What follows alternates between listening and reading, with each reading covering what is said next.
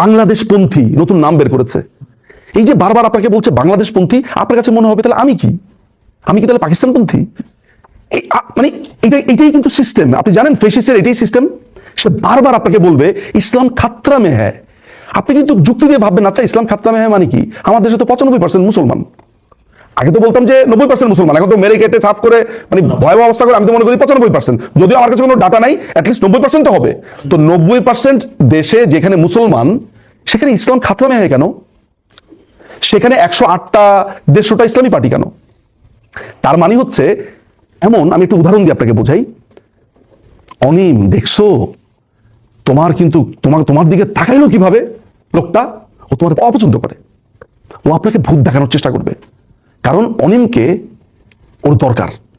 আমি যদি অনিমের ফিয়ারটাকে ক্যাপিটালাইজ না করতে পারি, তাহলে অনিমকে কাছে পাওয়া যাবে না। অনিম ভয় পায় কিসে? কারণ অনিম ওই জায়গাতে ভয় পায়, তাই ভয় দেখাচ্ছে বারবার ওইটা বলে। আধিপত্যবাদ মায়ের পেট থেকে পড়ার পরে খালি ইংলিশে কাঁদি নেই, এরপর থেকে ইংলিশেই পড়ছি। মানে যদি আধিপত্যবাদের কথা বলা হয়, তাহলে ওয়েস্টের উপরে আধিপত্যবাদ বাংলাদেশে কে তৈরি করেছে?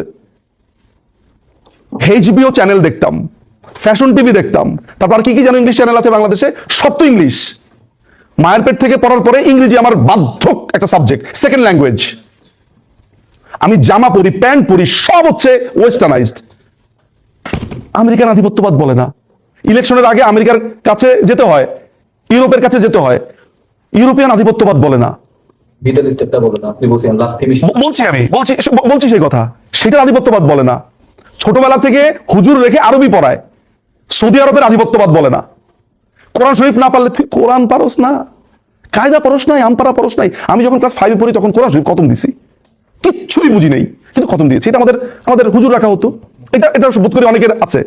এখন বাংলাতে পড়ে বুঝি, তখন তো আরবিতে পড়েছি, আরবি বুঝি না। আমি কিন্তু লিখতেও পারি, বলার সাথে সাথে আমি আরবি লিখতে পারবো, একটু ভুল হবে কিন্তু আমি খুব ভালো আরবি লিখতে পারি, কিছু না বুঝে আরবি লিখতে পারি। আপনি বলেন, আমি নাম ধুমধাম লিখে ফেলবো, জের জবর পেয়ে সব দিয়ে লিখে ফেলতে পারবো। তাহলে ওই আধিপত্য বলে না। ভারত আধিপত্য বলে কেন? ভারত যদি এখন খালি হইতো ইসলামিক রিপাবলিক অফ ভারত, ওর লাথিটা খায় আসা মনে হইতো, ভাই দেখছেন লাথিটা কি সুন্দর ছিল, এত ভাল লাগছে লাথিটা।